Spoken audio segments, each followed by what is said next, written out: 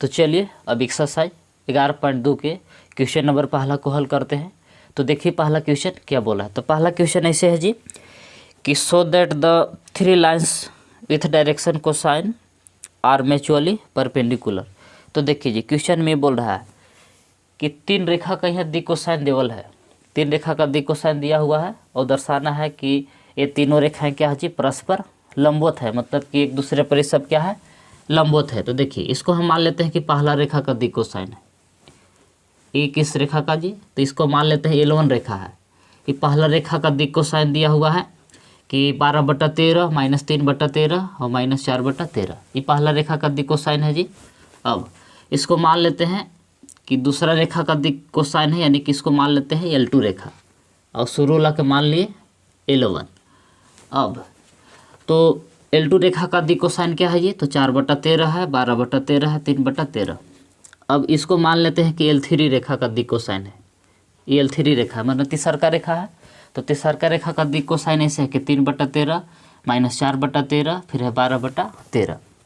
तो हम लोग को सिद्ध करेला क्या कह रहा है जी कि दर्शाई कि ये तीनों रेखाएं परस्पर क्या है लंबवत है, यानी कि L1 L2 पर लंब है और फिर L2 L3 पर लंब है, मतलब आपस में सब क्या है परपेंडिकुलर है। तो परपेंडिकुलर कब होगा जी, पीछे हम आप लोग को बता चुके हैं इसे कि यदि 2 रेखा का दिक् अनुपात A1A2 और फिर प्लस B1B2 प्लस C1C2 बराबर 0 होता था।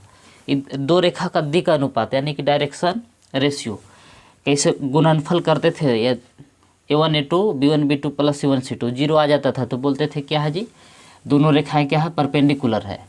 तो जैसे दिक् अनुपात को गुना करने पर रेखा परपेंडिकुलर होता है, उसी तरह से डायरेक्शन कोसाइन के भी गुना करेंगे ना, इससे L1 L2 plus M1 M2 plus N1 N2 बराबर यदि 0 हो जाएगा तो भी हम कह सकते हैं तो 2 रेखा के दिक् अनुपात का गुणनफल 0 हो या 2 रेखा के दिक् कोसाइन का भी गुणनफल 0, ऐसे करने पर आएगा 0 तो कहेंगे क्या जी परपेंडिकुलर है। तो यही सूत्र के आधार पर ही है, ये A1 का दिक् कोसाइन है, A2 का इसी तरह से है। तो सबसे पहले हम लोग क्या करेंगे तो L1 L2 रेखा में चलेंगे, L1 L2 को गुना करेंगे, M1 M2 को गुना करेंगे, N1 N2 को गुना करेंगे। तो क्या दिया हुआ है LMN, ये LMN है। तो L1 M1 N1 इसको मानेंगे, इसको L2 M2 N2 इसी तरह से यानी कि गुणनफल करके देखेंगे। यदि गुणनफल करने के बाद इस तरह से 0 आता है तो कहेंगे कि L1 L2 पर लंब है, फिर L2 L3 में चलेंगे और फिर L1 L3 में ऐसे करेंगे, इस सूत्र पर बैठाएंगे। यदि 0 देता है तो कहेंगे कि परपेंडिकुलर है म्यूचुअली यानी कि परस्पर ही लोग। तो चलिए इसको हल करते हैं जी।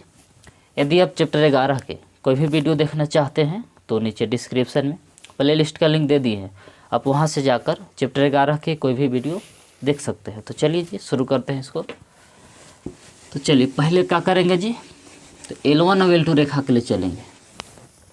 तो ऐसे पहला स्थिति में चलते हैं पहले कि for L1 and L2 lines, मतलब कि L1 और L2 रेखा के लिए। चलिए तो सबसे पहले से करते हैं जी कि L1 L2 plus M1 M2 फिर N1 N2 गुना करके देखते हैं क्या रिजल्ट देता है। तो चलिए जी, तो देखिए L1 के काम ही कर रहा है कि 12/13 गुने L2, तो L2 का काम ही कर रहा है 4/13 प्लस अब M1 M2, तो M1 के ही काम कर रहा है -3/13 गुने M2, तो M2 का काम कौन कर रहा है जी, तो M2 का काम कर रहा है आपको ये 12/13।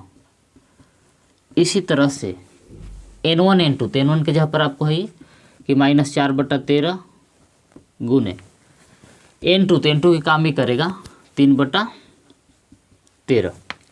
अब गुना करके है कि देखिए क्या रिजल्ट देता है। तो गुना करने के बाद देखिए क्या आता है,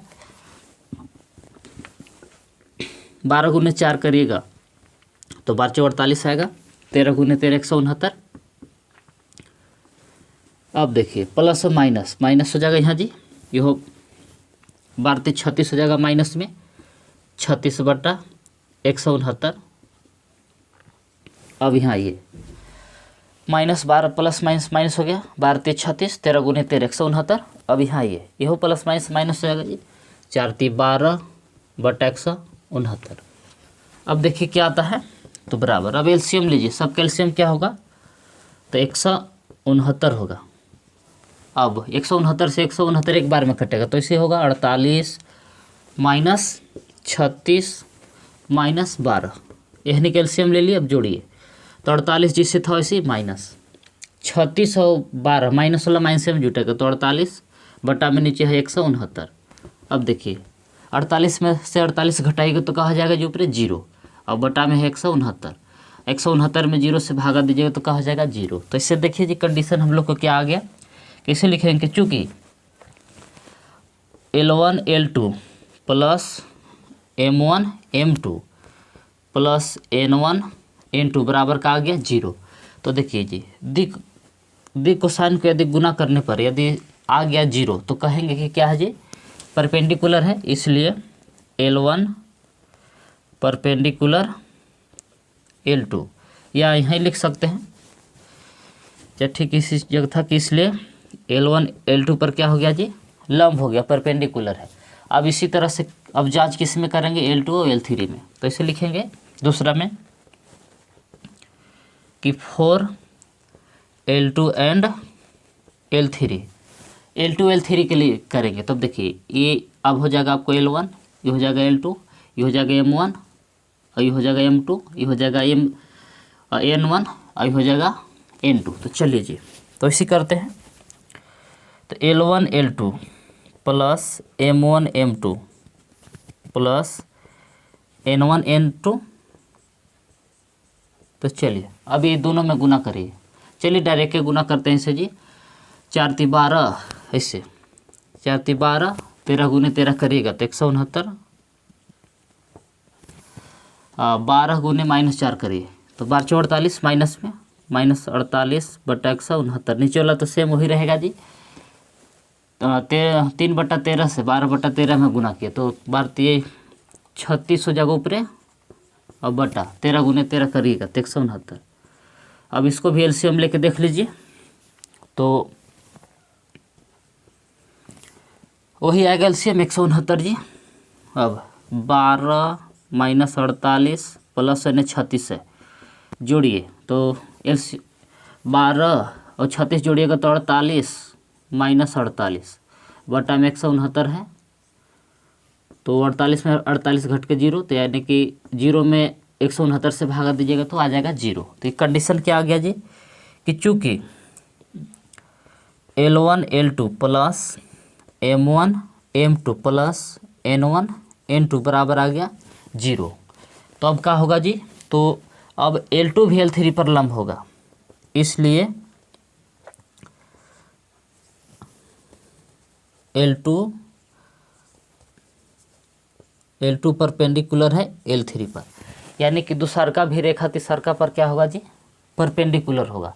तो इसी प्रकार से अब आप लोग को क्या करेला है जी, तो L1 अब L3 में चलेंगे और फिर देखेंगे हनियों के गुना करके, यदि 0 आ जाता है तो फिर अंत में लिख देंगे कि L1 L2 L3 परस्पर क्या है जी, परपेंडिकुलर है, मतलब कि परस्पर एक दूसरे पर सब लंबवत है। तो चलिए वीडियो को रोक के आप लोग इसके तो नोट कीजिए, तब हम आगे और बता रहे हैं। तो चलिए अब L1 और L3 रेखा को जांच कर लेते हैं कि लोग परपेंडिकुलर है कि नहीं एक दूसरे पर।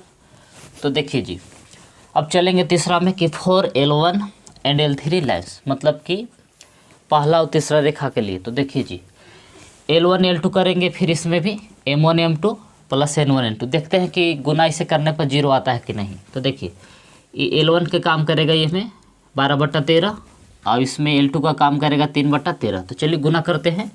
L1 L2 यानी कि 12 बटा 13 गुने L2, तो L2 की जगह पर है 3 बटा 13 प्लस अब M1 M2, तो M1 के काम कर रहे हैं -3 बटा 13, अब M2, तो M2 के काम कर रहे हैं -4 बटा 13 प्लस अब देखिए N1 N2, तो N1 के काम कर रहे हैं -4 बटा 13 और वहाँ N2 के काम कर रहा है 12 बटा 13। तो देखिए L1 L2 फिर M1 M2 फिर N1 N2, इसे गुना कर दिए।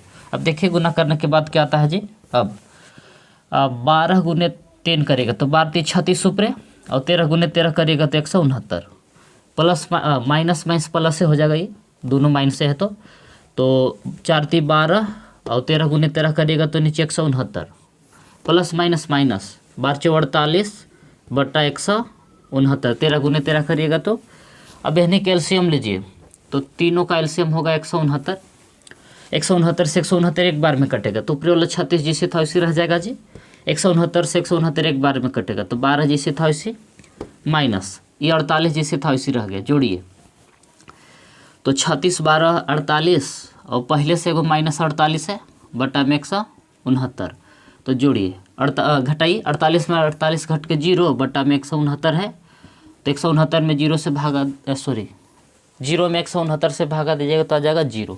तो यहाँ भी हम लोग को वही कंडीशन आ गया जी कि चूँकि L1 L2 क्या आया जी कि L1 L2 plus M1 M2 plus N1 N2 बराबर आ गया 0, इसलिए कह सकते हैं कि अब L1 भी क्या है जी L3 पर परपेंडिकुलर है, तो इसे लिख सकते हैं कि इसलिए L1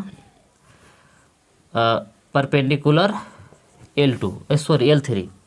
तो इस प्रकार से देखें पहले क्या आया था कि चूँकि L1 L2 पर लंब था और फिर L2 L3 पर लंब था, एंड अभी क्या आया जी कि L1 L3 पर लंब है।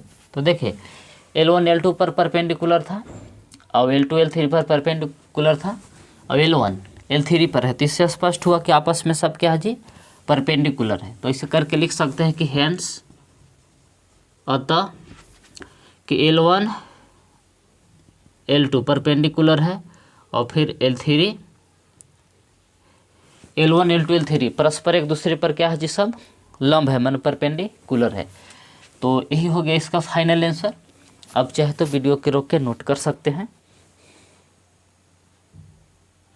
तो चलिए अब क्वेश्चन नंबर दूसरा को हल करते हैं। तो देखिए दूसरा क्वेश्चन क्या बोल रहा है। तो दूसरा क्वेश्चन ऐसे है जी कि so that the lines through passing point 1 -1 2 3 4 -2 is perpendicular two lines through the points 0 3 2 and 3 5 6।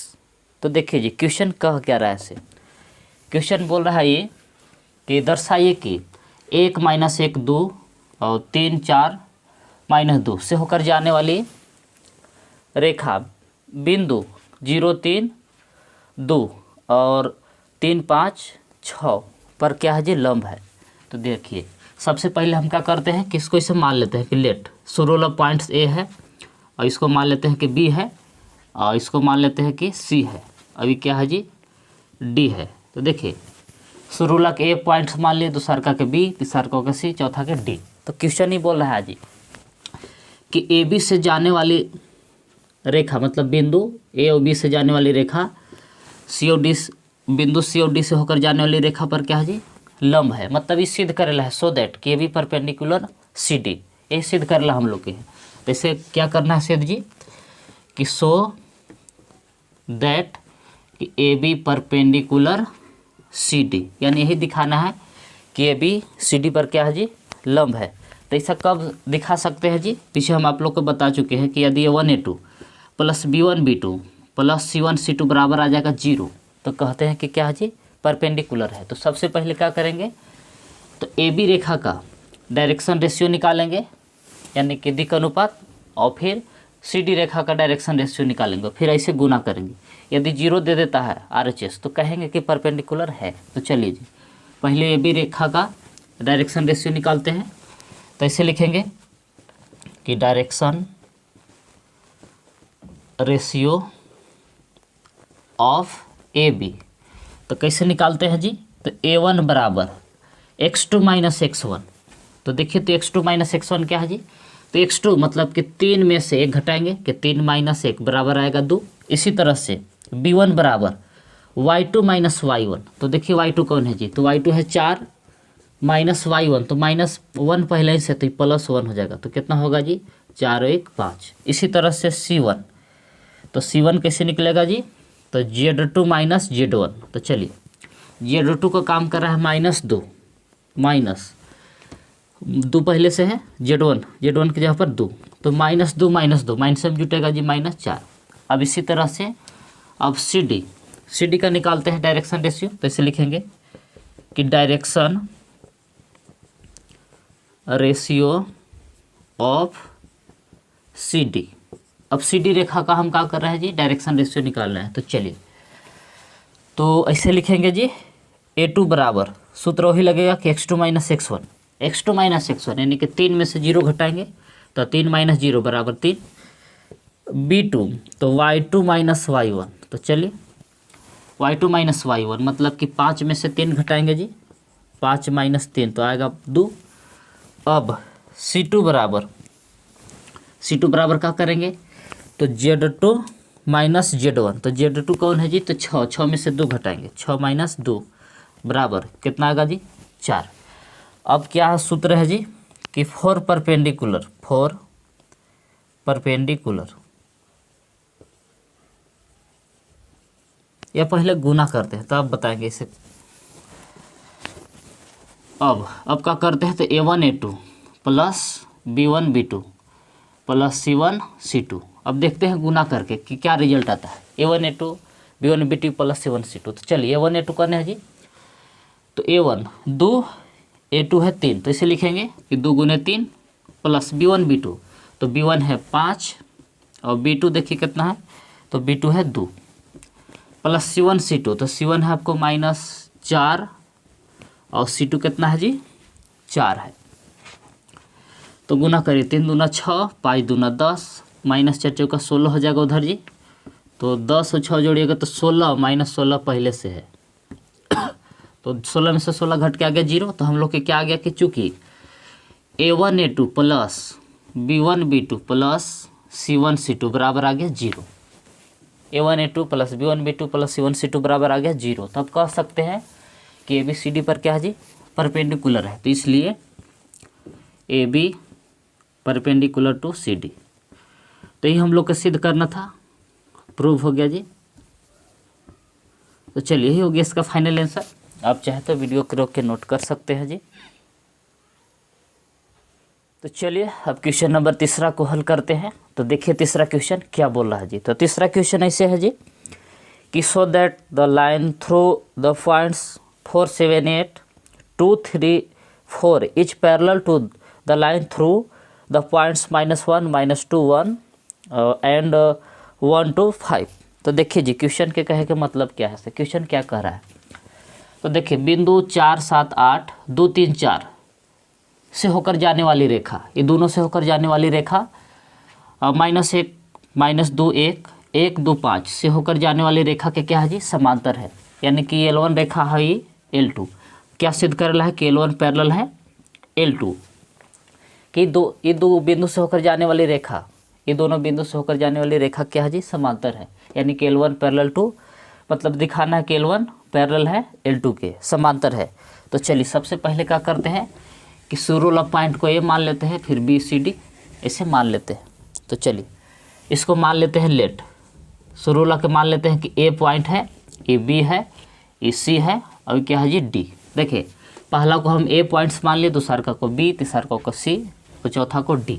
तो सिद्ध क्या करना है जी कि AB से बिंदु AB से होकर जाने वाली रेखा CD बिंदु C और D से होकर जाने वाली रेखा के क्या है जी, समांतर है, मतलब पैरेलल है। इस सिद्ध करेला कह रहा है। तो अब की बार हम लोग को क्या शो दैट करना है कि show that AB parallel CD, मतलब कि दिखाना है कि AB जो है CD के क्या है जी, पैरेलल है। तो ऐसा कब संभव है जी कि पैरेलल कब होगा, तो ऐसे कि A1/A2 बराबर आ जाएगा B1/B2 बराबर आ जाएगा C1/C2।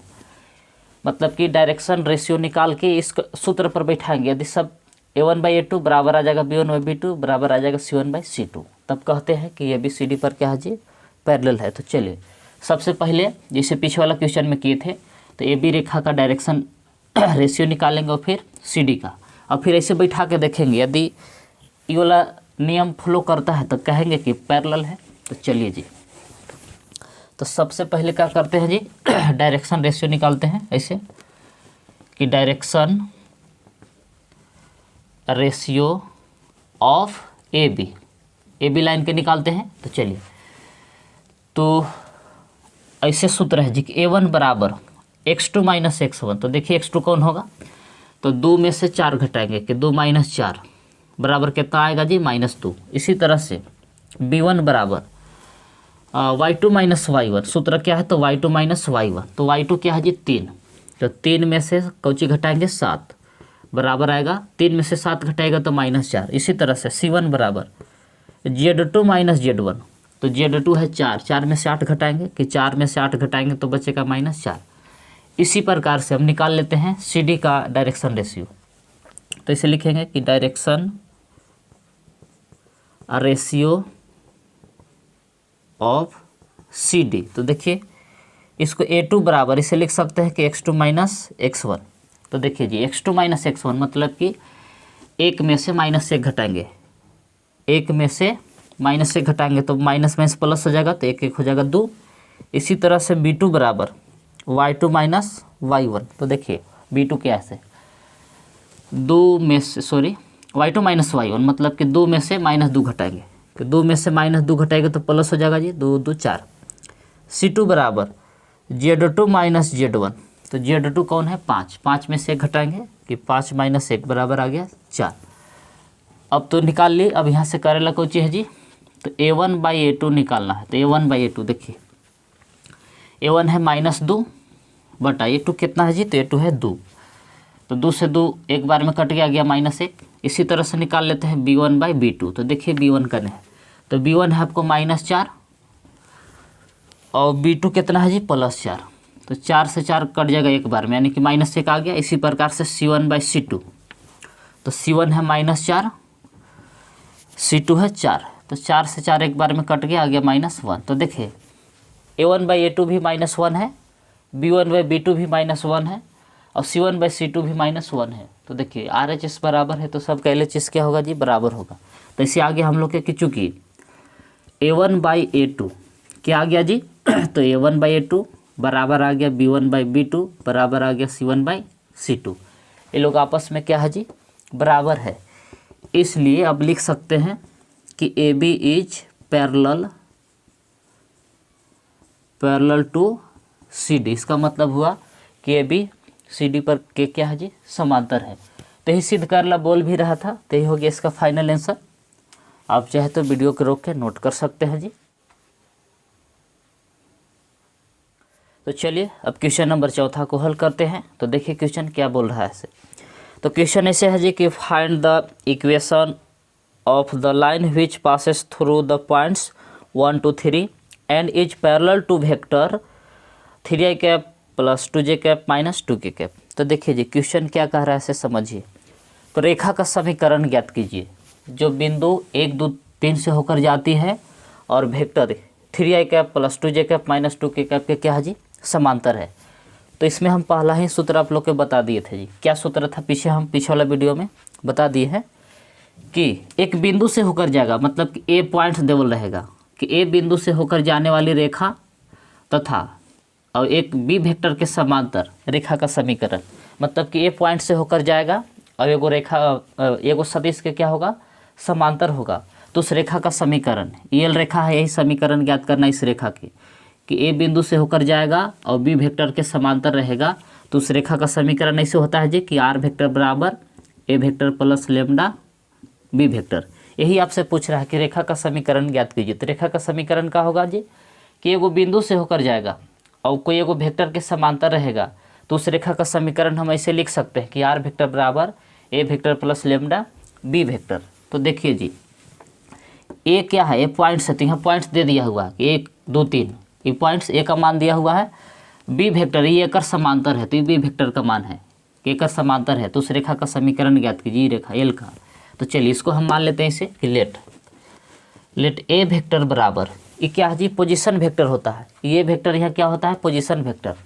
तो इसमें आई कैप लगा लेंगे तो 1 आई कैप प्लस 2 में जे कैप लगा लेंगे तो 2 जे कैप और इसको 3 के कैप। तो देखिए जो पॉइंट्स दिया हुआ था इसको हम पोजीशन वेक्टर में बदल दिए। ए यहाँ क्या है, पोजीशन वेक्टर है, वेक्टर नहीं है। तो I cap 2j cap plus 3k cap, ये क्या है जी, तो ये बी वेक्टर है, मतलब ये वेक्टर है, ये पोजीशन वेक्टर नहीं है, ये इसी का पैरेलल है। तो ऐसे लिखेंगे कि बी वेक्टर बराबर इसको मान लेते हैं कि 3i cap plus 2j cap minus 2k cap. तो रेखा जो है कि ए बिंदु से होकर जाता है, मतलब कि 1 2 3 से होकर जा रहा है और ये वाला वेक्टर के समांतर है। तो अब लिखेंगे इसे, इस सूत्र पर बैठा देंगे, बस आंसर हो गया जी। तो इसे लिखेंगे कि the equation of line in vector form में ही लिखेंगे, कोई फॉर्म नहीं बोला है लेकिन वेक्टर फॉर्म में लिखा जाएगा, इसलिए इसे लिखेंगे कि आर वेक्टर बराबर A vector plus lambda B vector. सदिश रूप में रेखा का समीकरण है जी, एक बिंदु से होकर जाएगा तो आर वेक्टर बराबर, चलिए ए वेक्टर का मान बैठाइए, तो ए वेक्टर के जहाँ पर ये वाला बैठा देंगे कि I cap plus 2j cap plus 3k cap. देखिएगा कि ए वेक्टर का मान बैठा दिए, अब प्लस लेमडा बी वेक्टर, एक वेक्टर का मान बैठा दीजिए, इसके बाद लेमडा लगा के लिखना है बी वेक्टर। तो बी वेक्टर का मान ये वाला है कि 3i cap plus 2j cap minus 2k cap. तो ये हो गया रेखा का समीकरण। देखिए ए वेक्टर का मान इतना दूर बैठा दी, लेमडा ये बी वेक्टर का मान बैठा दी, तो ये हो गया इसका फाइनल आंसर। आप चाहे तो वीडियो को रोक कर नोट कर सकते हैं। तो चलिए अब क्वेश्चन नंबर 5वां को हल करते हैं। तो देखिए 5वां क्वेश्चन क्या बोल रहा है। तो 5वां क्वेश्चन ऐसे है जी कि find the equation of line in vector and in Cartesian form the passes through the point with position vector 2i cap minus j cap plus 4k cap and is the direction i cap plus 2j cap minus k cap. तो देखिए जी क्या question कह रहा है कि उस रेखा का मतलब समीकरण सदिश और कार्तीय रूप में ज्ञात कीजिए जो ये पोजीशन वेक्टर से होकर जाता है, ये वाला स्थिति सदिश से होकर जा रहा है, मतलब ये पॉइंट से होकर जा रहा है, वही है जो पीछे वाला था कि ए बिंदु, यानी कि ए बिंदु का पोजीशन वेक्टर दे दिया हो, से होकर जाता है और ये एगो सदिश है, इसी के डायरेक्शन में जाता है, मतलब ये एक समांतर है, ये समांतर सदिश दिया हुआ है कि जो वेक्टर देवल है ना कि I cap plus 2j cap minus k cap के दिशा में जाने वाली रेखा का समीकरण ज्ञात कीजिए। मतलब ये जिस दिशा में जा रहा है ये वाला रेखा कि ये बिंदु से होकर जा रहा है और ये वाला वेक्टर देवल है कि I cap plus 2j cap minus k cap, उसी के दिशा में हो जाता है, मतलब कि समांतरे कहिए, एक पीछे पीछे जा रहा है, जिस वो डायरेक्शन मतलब वो वाला वेक्टर ही डायरेक्शन में गया, तो यही डायरेक्शन में जाने वाला दूसरा का ये रेखा, ये रेखा का समीकरण ज्ञात कीजिए। तो बस वही क्वेश्चन है जिसे अभी क्वेश्चन चौथा हल किए, बस घुमा फिरा के है। तो मतलब ये वेक्टर के समांतर है और ये ए बिंदु से होकर जा रहा है। तो जैसे अभी लिखे थे ना कि ए बिंदु से होकर जाने वाली रेखा और एगो बी वेक्टर के समांतर रहेगा, वही बात है जी। ए बिंदु से होकर जा रहा है, मतलब इससे होकर जा रहा है कि 2i cap minus j cap plus 4k cap से होकर जा रहा है और ये वेक्टर के क्या है जी, पैरेलल है। तो रेखा का सदिश समीकरण और कार्तीय समीकरण ज्ञात कीजिए। तो चलिए शुरू करते हैं। तो देखिए जी पोजीशन वेक्टर तो पहले ही से बना के देवल है, तो इसको मान लेते हैं ए वेक्टर, पोजीशन वेक्टर ही लेट। तो ए वेक्टर बराबर को चीज देवल है जी, तो ए वेक्टर बराबर है 2i cap minus j cap plus 4k cap, और इसको मान लेते हैं वेक्टर दियल है, इसको बी वेक्टर मान लेते हैं। तो बी वेक्टर बराबर I cap plus 2j cap minus k cap, ये पोजीशन वेक्टर है, इसको ए वेक्टर बराबर मान लिए। अभी मेन वेक्टर है जी, तो इसको बी वेक्टर मान लिए। अब ऐसे लिखेंगे कि equation of line in vector form, यानी कि सदिश रूप में रेखा का समीकरण। तो क्या था सूत्र जैसे ना है कि आर वेक्टर बराबर A vector plus lambda B vector, ये रेखा का समीकरण है सदिश रूप में।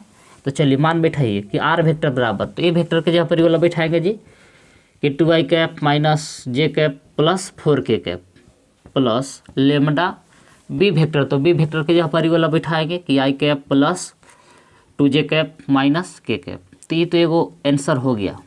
देखिए ये वेक्टर का मान बैठा दिए ऊपर से ये वाला, और लेमडा लगा के बी वेक्टर का मान रख दी, तो इस सदिश रूप में रेखा का समीकरण आ गया। अब क्या क्या करेला है जी, तो अब कार्टेशियन फॉर्म में, तो कार्टेशियन फॉर्म के लिए पहले देखिए जी आपको इसे लिखेंगे कि फॉर कार्टेशियन फॉर्म। तो कार्टेशियन फॉर्म के लिए आपको सबसे पहले क्या चाहिए जी, तो x1 y1 z1। तो कहाँ से निकलेगा, देखिए जी जो पोजीशन वेक्टर देवल है ना, ये पॉइंट होता है, तो x1 का मान कुछ होगा ये है, यही में से निकालिए। तो x1 बराबर 2, y1 बराबर हो जाएगा -1 जो जे कैप के पीछे है, और ये के कैप के पीछे क्या है 4। तो देखिए x1 कहाँ से निकाल लिए, पोजीशन वेक्टर से। देखिए आई कैप के पीछे 2 था, y1 जे कैप के पीछे कुछ नहीं तो -1, z1 जो के कैप के पीछे था। अब ये हमें a और b भी चाहिए जी, तो a बराबर कौन होगा जी, तो ये b वेक्टर देवल है ना, यही होता है। तो b वेक्टर में से देखिए आई कैप के नीचे कुछ नहीं तो कहा 1, b बराबर जो जे कैप के पीछे है तो 2, और c बराबर -1 कहाँ से निकाले, तो देखिए ये b वेक्टर में से आई कैप के पीछे a होता है तो a बराबर 1, जे कैप के पीछे b होता है तो b बराबर लिख दिए 2, के कैप के जो पीछे होता है वो c होता है तो c बराबर लिख दिए -1। अब आराम से निकाल सकते हैं जी कैसे, कि द यहाँ द लगा सकते हैं कि the equation of line in Cartesian